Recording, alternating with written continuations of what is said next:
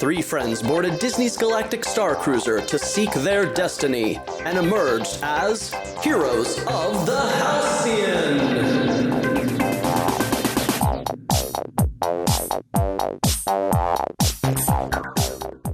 Great sons, Starcruiser superfans, and welcome to Heroes of the Halcyon, the best, and to our knowledge, the only Starcruiser superfan podcast on the interwebs. I am Galactic Starcruiser superfan Martin, and with me are... Superfan Christine. And Superfan Drew. Well, we're taking a little bit of a break from our typical in-person recording, and we're going remote now, so we're kind of in different locations, but we still have a really fun episode right now. Drew, can you tell us about it? I can, Martin. We have two segments coming up. The first, we're going to talk about our brand new YouTube channel. If you go to YouTube and search for Heroes of the Halcyon, boom, you'll see our videos. We want all of you guys to go check them out because there's some great stuff up there. But then we're going to go very spoiler heavy. Our main segment tonight, we're going to actually talk about the various paths that you can follow while you're on the Starcruiser. Some of the paths that have very directed missions that are in the datapad, and then some of the paths that you can follow that aren't datapad missions at all. So we're going to talk about those, but first, let's hear about our YouTube channel. So this week, we actually debuted our YouTube channel. That was a lot of fun. Martin, you put it up online, if I remember. Was it hard to figure out how to get a YouTube channel in place? Well, I've already got one for work, so... You're a veteran. It was a piece of cake. Nice. So yeah, we put up the Heroes of the Halcyon video channel on YouTube. So if you go to YouTube and you search for Heroes of the Halcyon, you'll see the two videos that we have. The first video right now is our intro video talking about our project that we've been working on for the last several weeks. And it's kind of fun because you get to see what we look like. And it's always fun to put a face with the voice of the podcast you've been listening to. But that intro was for a series of videos we've been working on. And Martin, why don't you tell us about that?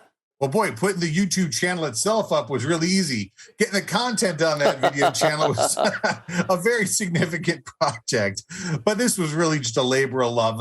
We've wanted to make Star Wars fan films for years. I mean, boy, back in the 70s, I remember Hardware Wars. Oh, I'm kind of dating myself Absolutely. Here, but that was the first big Star Wars fan film, a parody called Hardware Wars. And then, later on, a couple decades later, it was Troops was the big Star Wars fan film that kind of got people interested in, I could make something Star Wars. And I always wanted to take the time and make a little Star Wars fan film. And all three of us have actually done it. And it's been a really, really great project. You're being very generous for my video. My video is significantly lower bar than yours. And Christine, I know yours is rendering as we speak, as a matter of fact, but I know that there are special effects and very cool things in your video, Christine. Yes. Mine has none of that. Mine, I wanted to make as simple and as easy as possible because I wanted to, I didn't want to go crazy because I know how I get. And the way I get is the way that you were, Martin, for your video. How many hours did you put into that, Martin? I'm afraid to say a number. Wait, is it more than 50? Is it? Oh my gosh, yes. Is it so 50 to 100 hours of putting time into it? Again, this was something that I didn't even do this just for Starcruiser. I just did it because I wanted to see, can I do it? Sure. And it was just a lot of fun to learn the skills to make all those things happen. But I'm so proud of that we made this thing exist, that we talked about and said, wouldn't this be fun? And now it's a thing, and that's really satisfying. It is, and you mentioned something in previous versions of this recording that will be lost to the mist of time. One of the things that making these videos enabled us to do was to plan and kind of fill that time from when we booked our trip to when we took our trip. Wow, that's the bookend of the book and the took. Wow, nice.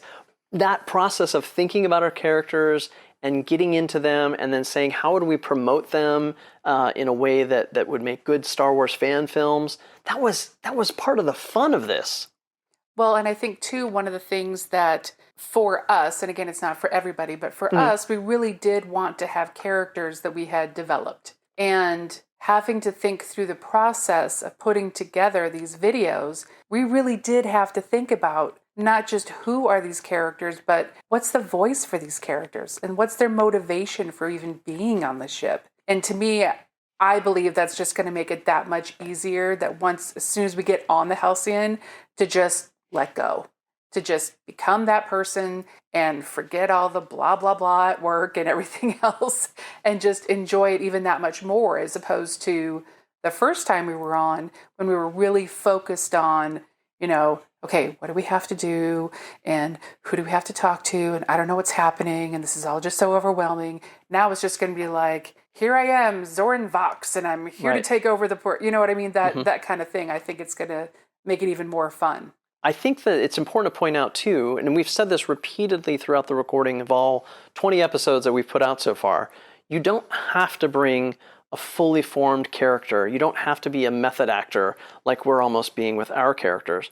But for us, this has been so much fun. I've loved trying to figure it out. I mean, for me, the character that I'm bringing, Zoran Vox, that's the same character I played at the first one. Mm-hmm. But as you said, Christine, I now know Zoran a little bit better. Right. And I wanted to do a few things to change the costuming and change this and tweak that. And when I did some of those things to tweak this and tweak that, I found new ways to present the character, which then let me go, oh, wait, now that I'm saying this, wouldn't he be a little bit more like this? And I've absolutely had a blast doing that. So I'm sure that it will pay off for us when we go on the trip, for sure. And again, for those of you listening, don't think you have to do this. We are not saying that. No. But we are saying this is a great opportunity to do something like this if you find it at least a little bit interesting.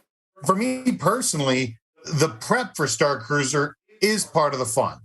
Just getting all of the storylines and character work done. I mean, you can just show up, then that's great. But for me, it's not a 2-day voyage. For me, Galactic Starcruiser is a months-long extravaganza. And I don't want it to just be 2 days. I want it to be something that takes me, a long time to really get together, a plan and enact that plan and, figure out all the different pieces between all of our characters. And that's really what makes this thing so worthwhile. I mean, it's a very expensive thing. And, to me, Starcruiser is not a 2-day experience. It is really, truly a planning and execution and vacation experience.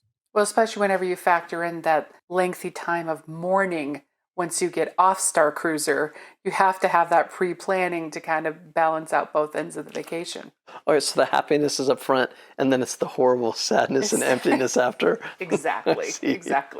Well, we are planning to have an episode where we dig into that horrible emptiness and sorrow because it is a real thing. I've seen many people talk about this online, and I definitely want to talk about it more.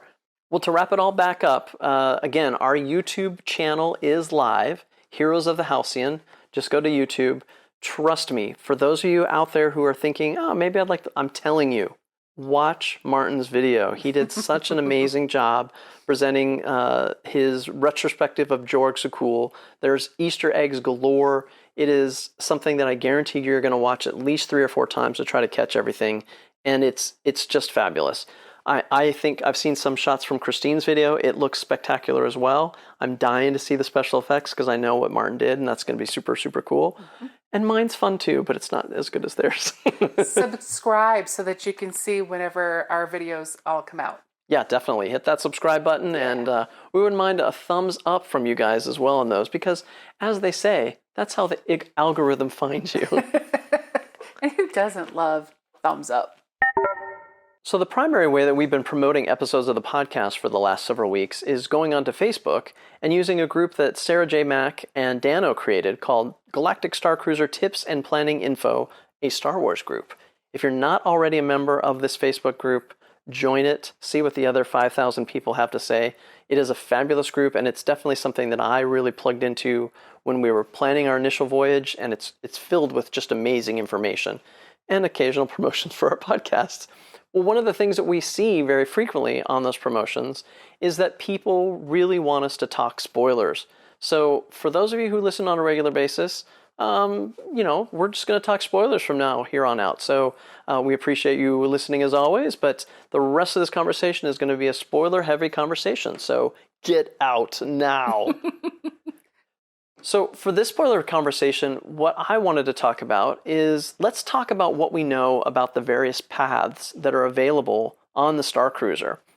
What I really want to do is, to the best of our knowledge from things we've seen online or from what we've done ourselves on the Starcruiser, what are the ways to get through the story and kind of actually follow the paths to either their logical conclusion, if there is one, or what we want to see. And I think we'll do this from the path that we know the least to the path that we know the best. So Martin, which path would you say we know the least?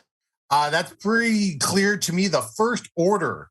We had someone in our initial group go on the First Order path, Zach, but the three of us kind of went heavily on a different path. So we've heard stories firsthand from folks, but none of us have actually gone on the First Order path yet. And again, as our second cruise is coming up in less than 2 weeks, we've been thinking all about the different paths and how they connect. So I'd definitely say First Order is the one we know the least about. Yeah, and the good news about the First Order path is it is probably one of the easiest ones to get on and stay on. If you get on the First Order path, the easiest way to actually just stay on the First Order is whenever anybody not First Order related actually messages you on the path, just tell them you're going to tell on them. As I recall, there's always mission choices. There's, in typical Mass Effect or Knights of the Old Republic style, there's a good answer and a bad answer. And the bad answer is usually, I'm going to tell Lieutenant Croy on you. So if you do that repeatedly, the missions, what we found with Zach, as I recall, is he stopped getting messages from Lenka and Captain Kevin. Right. So he just basically ended up on the First Order path. He then tried to make sure that Croy knew him as much as possible. Mm-hmm. And Zach wasn't he was not a pest to Lieutenant Croy in the slightest, which may have been to his detriment because maybe other people were more pesky to Lieutenant Croy, and so they got in his good graces more than Zach did, maybe. But that's how you get on the First Order path. Mm-hmm. And as far as the story elements that go, a lot of those story elements are kind of the mirror of some of the missions that happen on the Resistance or Scoundrel side. Right. So, for example, there was, I don't know the specifics. I'm not trying to hide spoilers because we're in a spoiler section. There was a mission where we were trying to set power ratings or turn off a security system or something. Well, the First Order mission that was the mirror of this was to activate this system or to turn it off, whatever the other side of that was. Right. So there's a give and take of all the missions, and the First Order is obviously very much opposed to the Resistance. So that's how that worked. Well, and the thing that's a challenge is that, specifically talking about our Lieutenant Croy, he would have been awesome to hang out with. Oh, yeah, he absolutely he was a fantastic actor and just so quick with his comebacks that he would have been a blast to hang out with.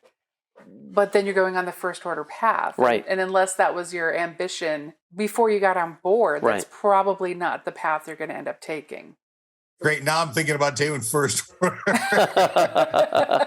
Yeah, I was thinking hanging out with Croy really sounds like a lot of fun. I know. Well, and every actor we've seen, and from all the people we've talked to who mentioned Croy, mentioned that he's the actor who seems to have kind of the quickest, I don't know if the quickest wit, because all of them were all of them were very quick on their feet. Mm-hmm. But yeah, I've seen the insults, because the character has to be, the character's insulted frequently. He's booed. Right. He's not as, quote, popular as the rest of them. So maybe you have to learn, not as a defense mechanism, but as the actor, it's fun to be the bad guy. So maybe he learns to, the person playing him learns to do that, It's almost like a comedian on stage with a heckler. Yeah. Like you have to anticipate almost what the heckling is going to be so that you already have that response ready. Yeah, and they've had dozens of missions or cruises since, our March voyage. Right. And so they've just gotten more and more, and I'm sure that they share between them. We've heard about the concept of followers or people following them around, or handlers, if you will. Right. So they would get a chance to watch other Croys do their thing before maybe they took the role themselves. Right. So yeah, I think being First Order would be a lot of fun. Now I just want to go to the meeting of the Croys. Yeah, the meeting of the Croys. I call this order of the Council of Croys. Who brought the donuts? yeah, that's awesome. All right, well then, Christine, which path would you say we know the second least about? I'm going to say it's a toss-up between the Sandro and Wani and maybe the Resistance. Well, let's talk Sandro and Wani. Okay. So you and I, when you went on, didn't Sandro approach you pretty early on? Yes, Sandro was the first person I talked to whenever I got on the ship. Was he, I'm sure he was very good at kind of naturally telling you his story? I didn't realize until I had talked to him for a few minutes that he was part of the cast. Right, yeah. So yes, he's very natural in his conversation and how he introduces himself, and he asks about you and things, so that you kind of get into that situation where you're like, oh great, tell me some more about you. And now he's telling you his story and you're like, oh, you're part of the voyage, aren't you? Yes. Did you talk to Sandro, Martin? I did, not nearly as much as Christine did, but yeah, I did talk to Sandro, and I thought he was just a fantastic character, performed super well. But for whatever reason, I didn't connect with him on any like story level. No. So I had the same exact experience with Sandro, Christine, and for me, and again, we've told this story on previous episodes. So for you longtime Heroes of the Halcyon heads, pardon me for. Would we just call them Hoth heads? I don't know. Yeah. But, okay, we're going to noodle on that. Yeah, we're going to think about that. Yeah. But in any case, for those of you who don't know, when Sandro was talking to me, I was just filled with FOMO, fear of missing out. And I was desperate to get the Jedi missions, which we'll go to talk about in a little bit. But I didn't want to spend a whole lot of time with Sandro. And so I was able to determine he was a cast member pretty quick, because at first I was like, wow, this guy really got into, but he's got a mic. Okay, so now he has a mic. All right, so now I got it. He's cast. And he was so good at talking and making natural. I mean, so good. I mean, right. I know there are people out there in the real world who are just good at coming up and just talking to you and being natural right away. I am not one of those people. And so when he was super nice and super handy, the whole time I was thinking, I was like, dude, I don't want to be talking to you right now. Sorry. But for those of you who might be curious about Sandro's story, Christine, what happens when you make friends with Sandro? What happens during his story? So my understanding of his piece of the story is he has come aboard the Halcyon with basically big dreams. That he wants to be a musician. He wants to meet his favorite performer, which is Gaia, and he wants to perform for her. Part of what you do is you end up writing a song. He puts a group together and you write a song.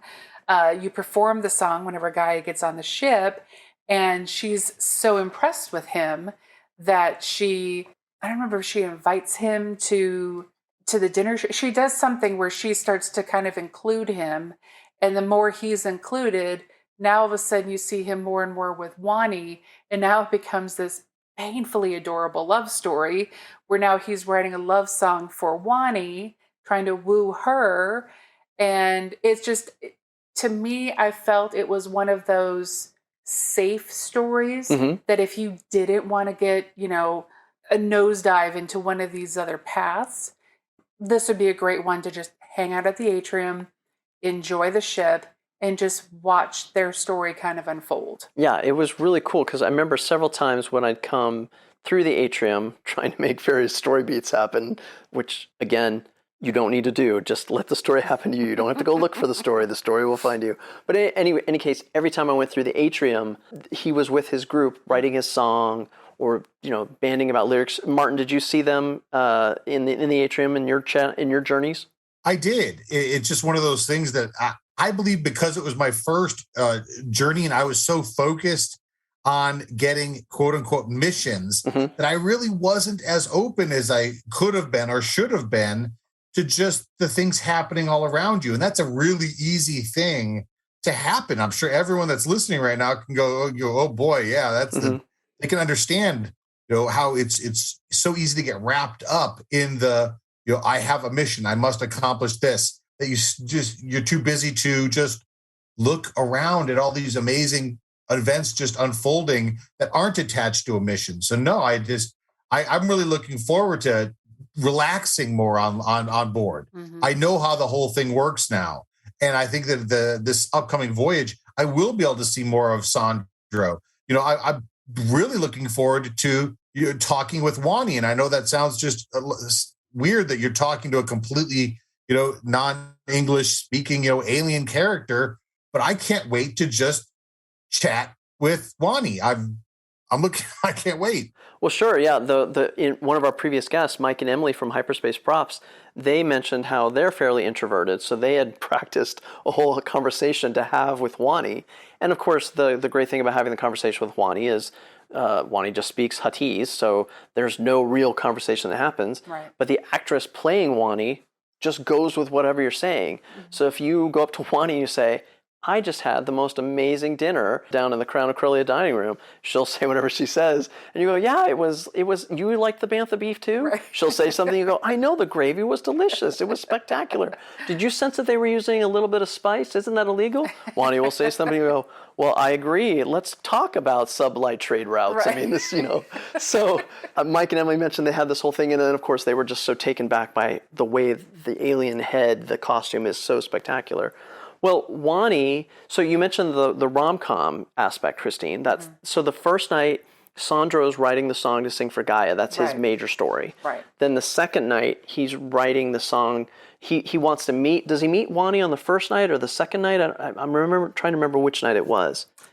I want to say it might be the second day, but I don't know if it was at night. Right. In other words, whenever you go to Batu, that people start coming back, noon, 1, 2 o'clock. And I don't know if at that point, if he's back in the atrium again. He's not. Yeah, no one comes on board until 3:30, 4 o'clock. 4 o'clock. Yeah. Okay, yeah. Then I don't remember when the two of them cross paths to where he's smitten. So yeah, so that second night, I think and again, I don't know because I wasn't part of his story, but the people who were a part of his story, I think they would lay down for Sandro like we would lay down for Wraith. And when he called out those people at the end and thanked them for their help, he called them all out by name, and they were the people that I saw hanging out with him. So my guess is every cruise there's some Sandro heads that they're not the same as Hoth heads. Those are a little different, but so that's cool. Well, Martin, what path do you think we know? Perhaps Christine mentioned resistance. Do you think resistance is the one we kind of are a little bit shaky on as well? I myself am intending to go more on the resistance path for my second voyage, because again, we kind of meandered into a couple resistance things on our first voyage, but to say that I really know the full story beats of everything that goes on, no, I wouldn't say that I do. Well, so you do know the characters. So why don't you tell the listeners the characters and what we suspect their roles are in the Resistance? Well, there's three really that I would say that the Resistance characters are Lenka Mock, the cruise director, Sammy the mechanic, and then Captain Riola Kevin of the Halcyon. And those are the three that I believe you hook into for the Resistance. And again, a lot of the Resistance missions that we've seen have exact analog missions with the First Order, turn on tracking, turn off tracking. Right, yep. So a lot, and again, it's done by design. I mean, they got to get the same people or different groups of people doing the same kind of activities in the same room. So that makes perfect sense. Sure. But in my opinion, that it's Lenka is the one that you would probably want to approach first if you wanted to go on the Resistance path. And you could do that as early as the cruise director toast right after muster. Yeah, in the comic series, the Halcyon Legacy that Disney put out with Marvel, Lenka is obviously a Resistance character. Captain Kevin, I think, figures out that Lenka is a member of the Resistance fairly early on. And so it's very clear that Lenka is very purely a Resistance agent, if you will. Mm-hmm. Captain Kevin is a little bit more practical. I don't want to say that Captain Kevin's not a member of the Resistance because throughout the cruise, she clearly is. But I'm very curious if there are first night or second night missions that Captain Kevin takes you on. Mm-hmm. Well, she must, because were you guys with me when we saw Captain Kevin bringing people through the cargo hold that one time? I was not there for that. Mm-mm. Okay, so yeah, I was in the cargo hold just when I was exploring the first night, mm-hmm. and Captain Kevin did come through with a group of people. And so there I now know that there's something that Captain Kevin brings a group through. Mm. The missions that you talked about, Martin, you mentioned that we meandered, and I was the meanderer. I was, in part of my running around, I came across Sammy, and so I just followed Sammy and the group of people that he was with. Basically, Sammy was looking for Chewie. He knew that Chewie was on the ship, so he was trying to find Chewbacca so that he could bring him down to engineering, where Sammy revealed to us that he was sympathetic to the Resistance. He didn't really, as I recall, I don't think he said he was Resistance, but he clearly had sympathies in that area. and he had discovered some bad news about Croy and their new capabilities for tracking ships through hyperspace, as I recall. That was a mission that wasn't on the mission pad. I just got it by following Sammy around. So, Martin, do you think that Captain Kevin and Lenka have missions like that? I do. Again, without having been on them, but if you kind of think about the different story branches, they need to group people off separately. I mean, they need to be able to take, 15 people at a time over here, over there. So, yeah, I believe it's very reasonable to think that both Captain Kevin and Lenka have got separate missions for this. And again, I believe that you and I are both intending to go more resistance this next trip. You believe correctly. It's funny. We're definitely aiming at different characters to do that, which is going to be interesting to see, compare notes at the end of each day. Oh, I can't wait. The second day, so one thing that I don't think we've ever really publicly stated here on the podcast, something unusual, I think, from talking with all the people we've talked with, something unusual happened for us on our voyage. That first night, I followed Sammy around. We got some scoundrel missions, and we'll talk more about the scoundrel when we talk about the scoundrel path. But really, the four of us, well, Zach got a lot of missions for First Order, so he was pretty busy. Right. But the three of us really didn't get a huge amount of stuff on the data pad that first night, to the point where I think we were a little confused at the end of the night, right, as I recall, where we were like, what the heck? We didn't get everything. Why wouldn't we do anything the first night? Yeah, what happened? And I remember, because I had seen Dano's video, and Dano expressed some similar things where he's like, I didn't get anything, because, again, we don't know what to do. We didn't know to follow people around. We didn't know to spend time, et cetera, et cetera. Well, what happened for us that first night is at 10 o'clock, and Martin has mentioned this on other episodes, suddenly all of the missions for day 2 dropped on our mission pad. Right. Every single one. We got First Order. Every path. Every path. Jedi, Resistance, everything, Martin. So when you saw that, Martin, were you surprised? What did you think when we got those? I was relieved. Yeah, I really thought that, we went on Galactic Starcruiser for the first time when it was a very new experience. I think we were on voyage number 6.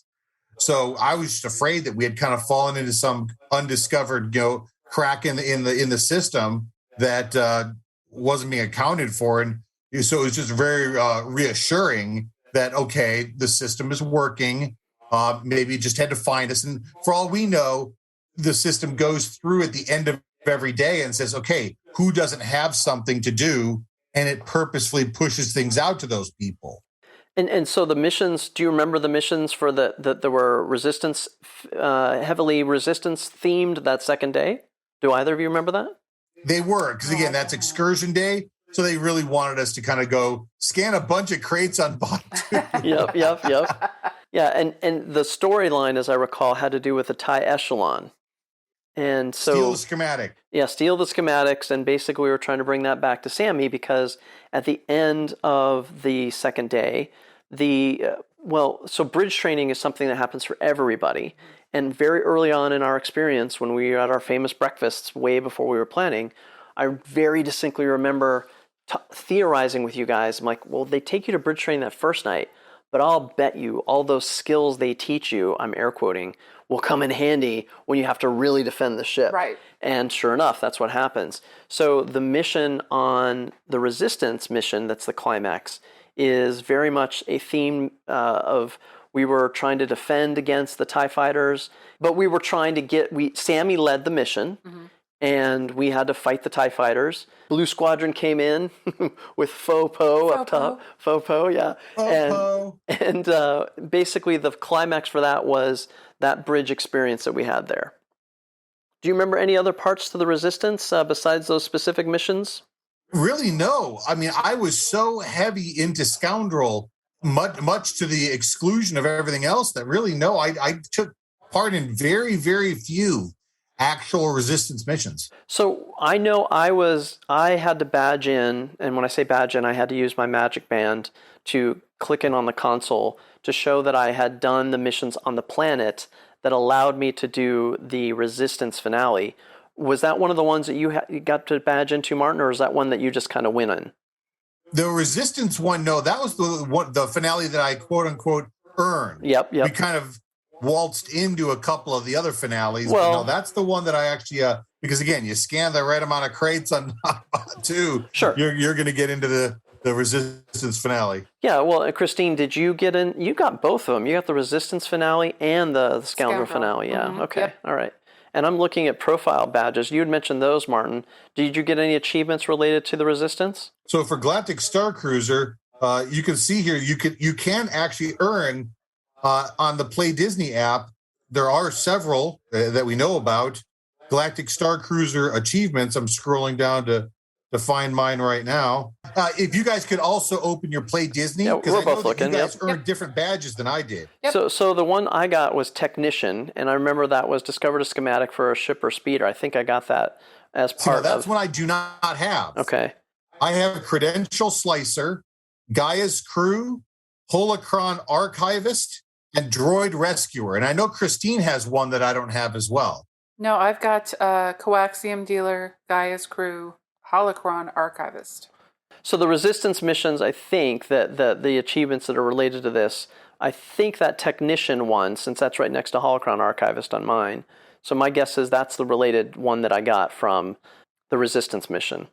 So that's interesting. So we're aware of 6 different achievements that you can get on Galactic Starcruiser that between the 3 of us, all of us have gotten, at least one of us have gotten each of those 6. Yeah. Are there more than that? Probably. Probably. We'll have to find out.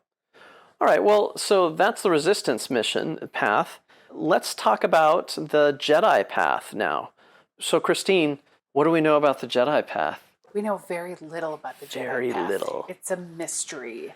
So it seems like the potential, at least after talking to Nick Tierce, is this is something that's very much not part of the data pad. I mean, there might be a couple of missions that equate back, but really the starting point seems to be your communication or your interaction with the Saja.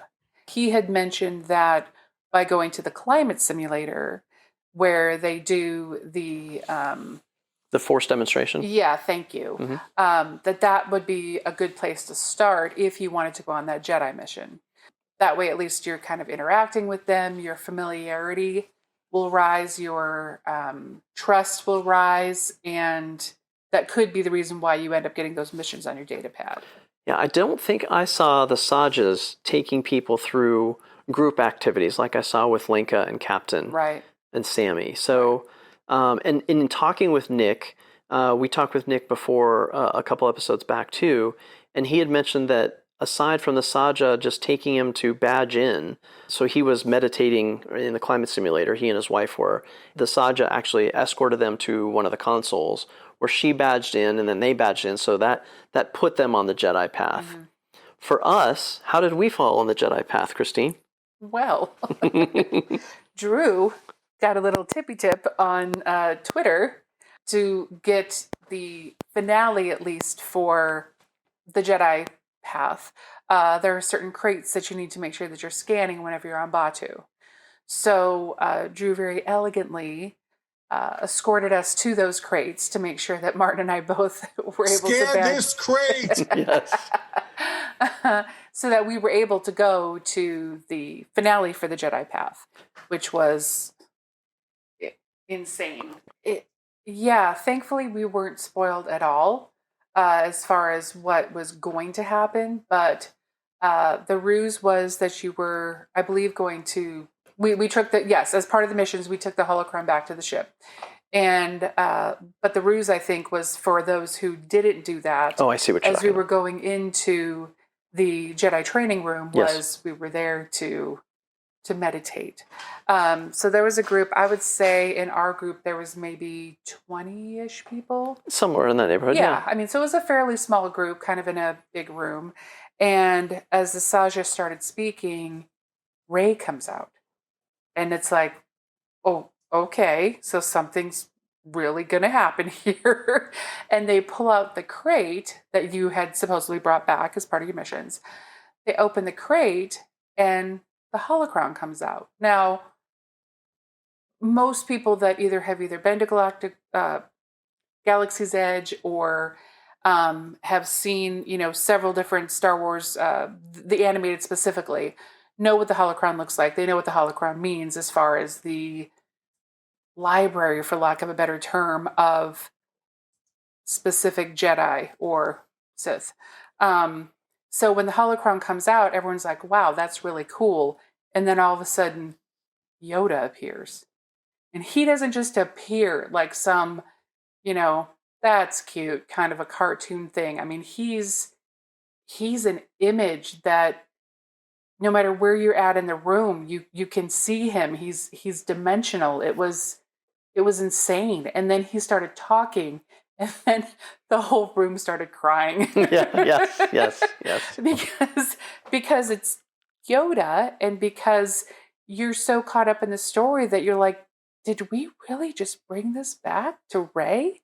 Like, she's going to be able to protect this and save this from being lost for every other Jedi who comes along after this. I mean, it was just, you were done. You were caught up in every word that Yoda was saying, and yes, crying profusely. Martin, what did you think when you went into that experience?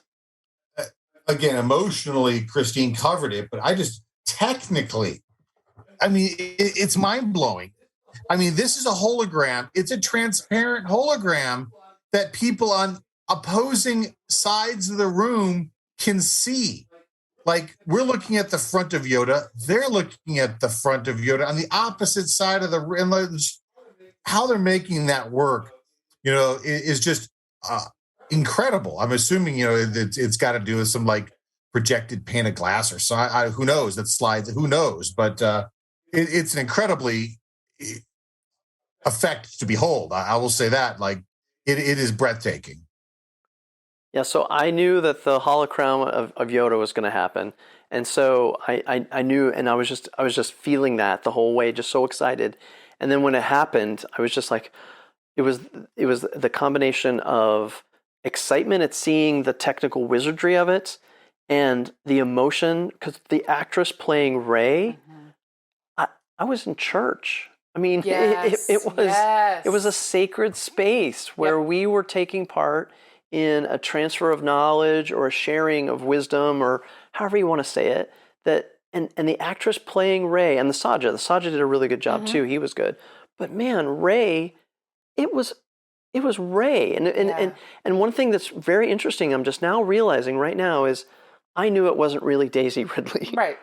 But it was Rey. It was flipping Rey. Yep. Just like I know when we go back and it'll be a new Wraith, we won't be like, oh, it's not our. At first we might, sure, but after a little bit, that's going to be Wraith, right? Even though they look different, right? So there was that, the technical wizardry, and frankly, the fact that I was sharing it with my son meant a lot to me. So that was really cool. What an amazing thing. So to get that mission, just all you got to know is that when you get assigned the mission from the Saja to go, basically, if you do what the Saja tells you to on Batuu, you're going to find the holocron when you finally scan the right crate. I don't think, unlike some of the other missions that we haven't talked about yet, I don't think somebody actually brings a holocron back to the ship. But maybe there is, because there are some other ones that we'll talk about in a second. But that was spectacular. So I'm going to rewind just for a second because I want to bring it up. The Resistance mission, one of the things you're doing with the Resistance is you're bringing back the schematic. So again, I don't know if there's something that represents the schematic for the TIE Echelon. Martin, have you seen anything about that, or what the Resistance brings back to the ship?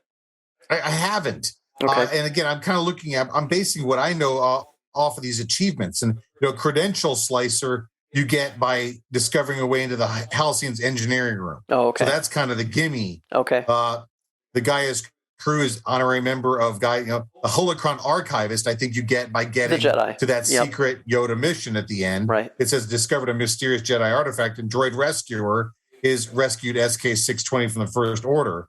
That's when you participate in the mission from Lenka Mock. But what does the Resistance take back on board? I'm not sure. Well, hopefully we'll find out. Hopefully we'll find out soon. Well, let's go back to the mission that I think we know the most about. And I started with you before, Christine. So, Martin, let me talk to you. Can you tell us about the Scoundrel Path? And don't take it all, because I know Christine wants to share some too. Yeah, we were absolutely deep dive into the Scoundrel Path. I mean, the moment Wraith and Gaia showed up, that was kind of it for us. And it was just kind of weird because you kept trying to get missions on day one from them, and it just wasn't happening. And we were just like, what do we have to do here to get a mission from these characters?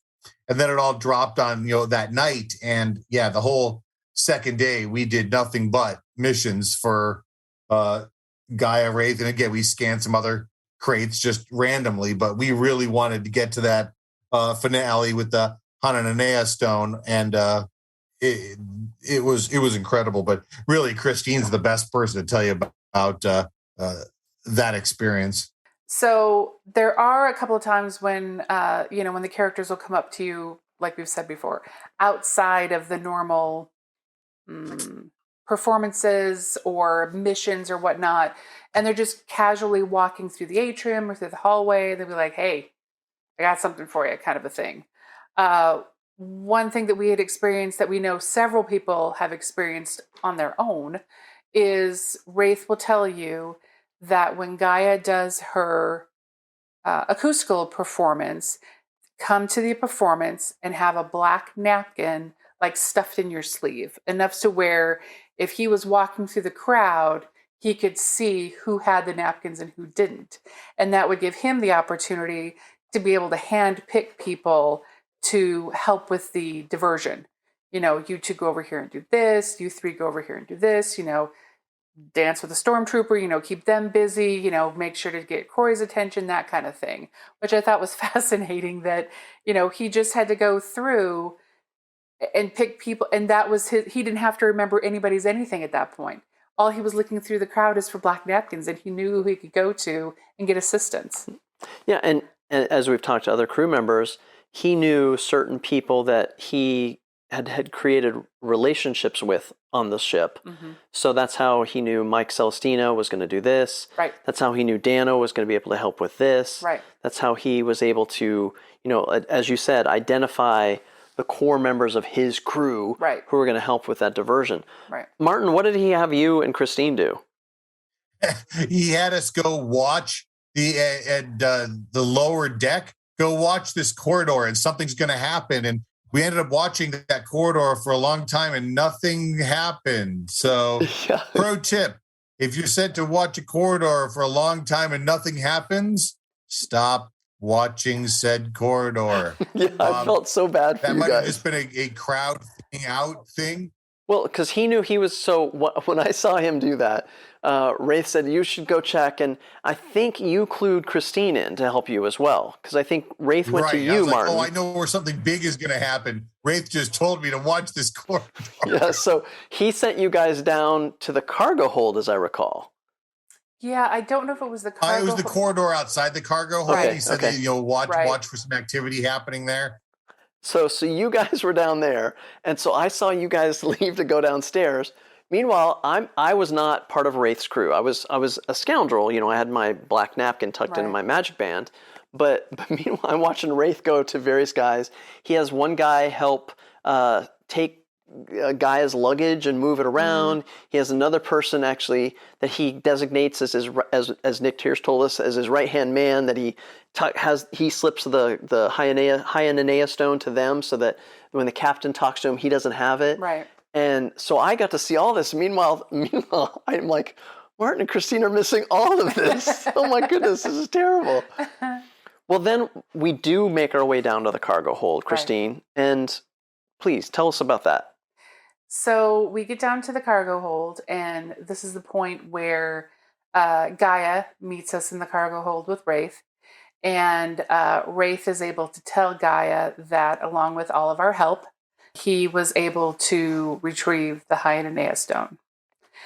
Gaia proceeds to give a small speech about Ryloth and what the stone means to Ryloth and what it means to her and the people of Ryloth. And I mean, within a couple of minutes of her speaking, I knew that I was from Ryloth and that I was a Twi'lek, and there was nobody that was going to tell me any different.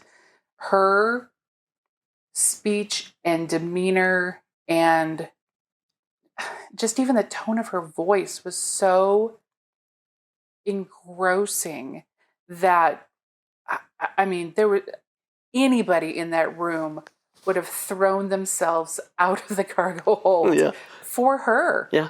I mean, she's amazing.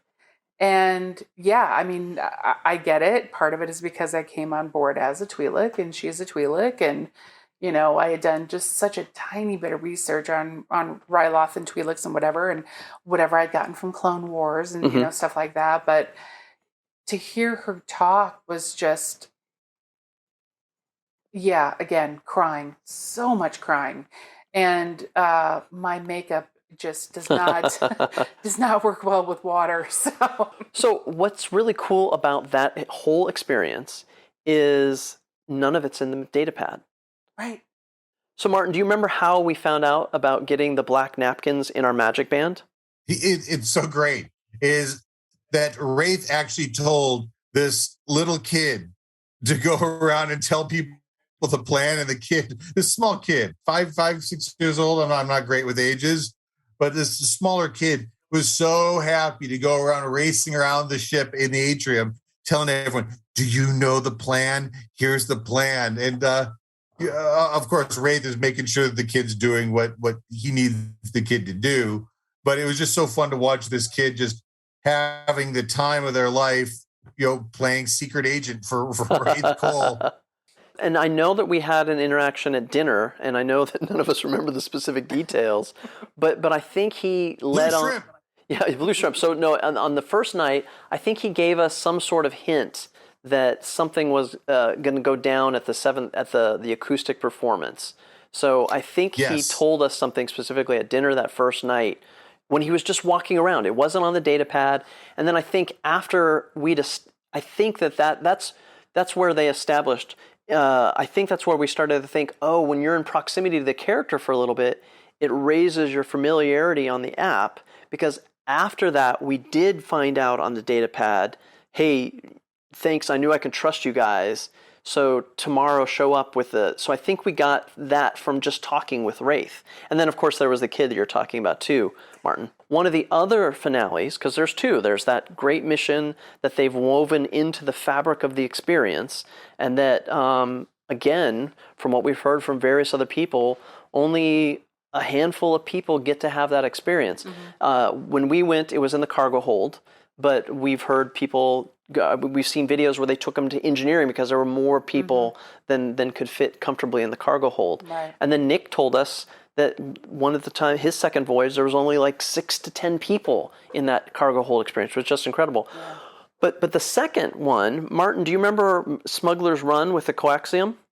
Yeah, it's the actual dialogue from Hondo before you actually get in right before you get into the cockpit is completely different if it senses that you have magic bands attached to a Halcyon reservation. He actually says, "Oh, we have members of the Halcyon on, that fancy ship," yeah, which was super cool. And so, yeah, that's the moment where the story kind of all ties together. You say, everyone going on Smuggler's Run just knows Resistance needs coaxium. Well, the Resistance needs coaxium because of what's going on Galactic Starcruiser.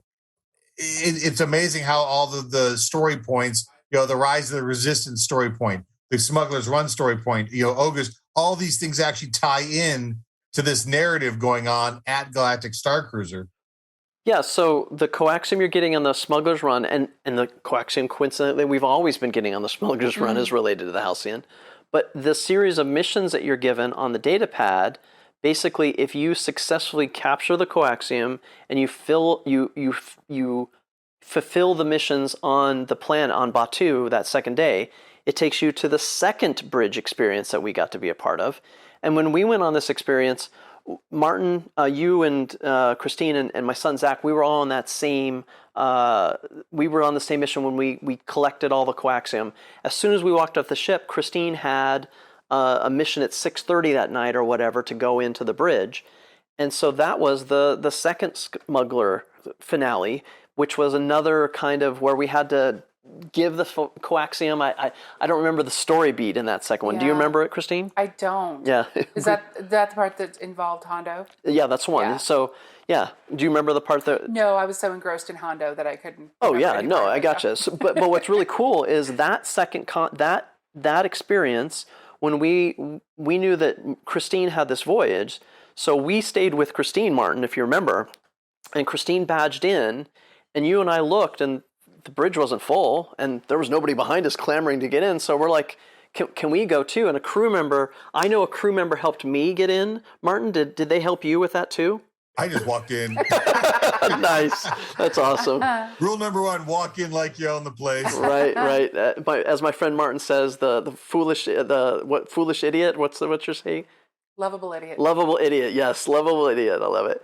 So that mission... It opens doors. It does. Well, that mission was really cool because, like you said, Christine, Hondo plays a big part in the actual... he's on the video, and it's not a computer-generated Hondo. Right. It's the version of Hondo that we are convinced would let us...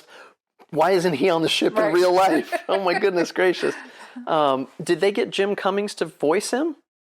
Now somebody's got to be scoundrel again because we need to be able to take these notes. But what's really cool is this... Well, since we're on the full spoiler episode here, yeah. I have to say that inside the smuggler, this finale, the second bridge finale for the smugglers, you get the best bit of Hondo dialogue, in my opinion, anywhere in Star Wars. You have to give credit where credit is due, and credits are always due. Yep. That line absolutely made Christine and I lose it. Oh, yeah, because that's Hondo. And That's again, so Hondo. I only know Hondo from this. That is so Hondo. Yeah, but from what you guys tell me, that's straight up. So, but that mission was really cool. It was very similar to obviously the Resistance bridge finale we had, in that we had to shoot down a bunch of TIE fighters and we had to defend the ship. But we weren't we assisting in getting coaxium transferred from point A to point B in some fashion? Yep, Yeah. absolutely. And it was a coaxium that we stole, that we captured with the Smuggler's Run. And then it was also the coaxium that somebody actually brings aboard. Somebody actually is assigned on the planet, on Batuu, to take a thing that's labeled as coaxium, and they actually take that up on the ship. And as I'm mentioning it, I'm just now remembering that the Resistance has to bring data tapes. They have to bring those up to the ship, and somebody is again assigned to actually take a physical box that contains these data ship tapes and bring that aboard the ship, which is super cool. What path? I mean, I know the scoundrel path was what we liked the most and what we did, and obviously, but we're going to go in 2 weeks, as Martin mentioned. Martin, I'm going to start with you. Are you going to end up doing any scoundrel at all? I am trying to avoid it simply because it's what we did so much of. But again, you know that the moment Wraith and Gaia show up, anything can happen. We're going to be so weak to say no to those two. But I am going to really attempt to steer clear of Smuggler. So that's my personal dare to the cast members of Galactic Starcruiser during our second voyage. Try to get me on Smuggler Path. I dare you. October 11th and 12th, we'll be there. How about you, Christine? Are you going to try to avoid scoundrel or smuggler, or what are you going to do? I would like to say that I'm doing something different, but given who Maleficent is, Smuggler Path just makes sense. Sure. And really, considering who Mali is, she's going to partner herself with whoever is going to get her what she needs. So I wouldn't be surprised if in my data pad I had missions from several, just because, the character needs to make the rounds and, kind of scope out the ship, and you'll see in the upcoming video what her plan is. Nice. But yeah, I mean, I think it'll be interesting once those missions start coming into the data pad, which ones I say yes and no to. So for me personally, much like you, Christine, Zoran is a scoundrel through and through. That's his niche that he fits in the Star Wars universe. But he has a vendetta, and again, you'll find out more in my video. He doesn't want he wants to make the First Order pay, and the Resistance is the direct path to that. But I can't help but think also that the scoundrel that my character might present to somebody that Wraith and Gaia could say, hey, this is somebody we can get on our side, or maybe they've even heard about me through the universe or something. So yeah, it'll be very interesting to see what happens. Yeah. Well, next week on our episode, next week is actually the week before we go on our second voyage. So I do want to tease, we rarely tease for future episodes, but next week we're going to talk all about what our plans are for the second voyage, and we're really going to dig into what we're going to try to do, because I think the podcast after our voyage is going to be, well, what did our plans go awry and so forth. Right. So stay tuned to our future episodes, dear subscribers, to hear about what we're planning to do and how well we can pull those plans off. Place your bets. Well, what a fun conversation to go over all these spoilers. And it's amazing, given the fact that we are Galactic Starcruiser, not just fans, we are super fans, how much we still don't know. And we purposely kind of avoided the spoilers for the paths we didn't take on our first voyage for the second voyage. But boy, there's still a lot to learn. And I look forward to seeing what's on that ship in less than 2 weeks. But Christine, you actually have a really fun event, plan upcoming with our listeners. Can you tell us a little bit about that? Yeah, so something that we'd like to do once we get back from our second voyage is to set up a roundtable, kind of a Zoom talk where we all review with other superfans the ins and outs of your own experience, things that you're looking forward to for your second voyage or even third voyage. But just while it's fresh in our minds, let's talk about what's in your minds. And, we've joked before where the podcast is somewhat like a support group for all of us, because we know that LARP bleed that we've talked about before is very, very real whenever you come back. So we're going to be uber excited to talk about Starcruiser when we return. If you have any interest in being a part of that podcast, please email us at heroesofthehalcyon@gmail.com. If we have several people that want to do it, we'll do it more than once. We're happy to. Again, if you aren't following us yet, follow us on Instagram at Heroes of the Halcyon, or on Twitter at Halcyon_heroes, and our YouTube page at Heroes of the Halcyon. Yes, definitely go to the YouTube channel. We would love, if you want to help us out, actually, that is something that would be super helpful. If you've enjoyed our content at all, just go to YouTube, search for Heroes of the Halcyon, go and subscribe to our YouTube channel. Take a look at our intro video and Martin's intro video for his character. Give it a thumbs up, and stay tuned soon for Christine and I's character intro videos as well. Well, it's always fun to shoot the poodoo with all the Starcruiser superfans out there. So until next episode, it's our honor. Let's raise our glasses with the Halcyon toast. Tabuite!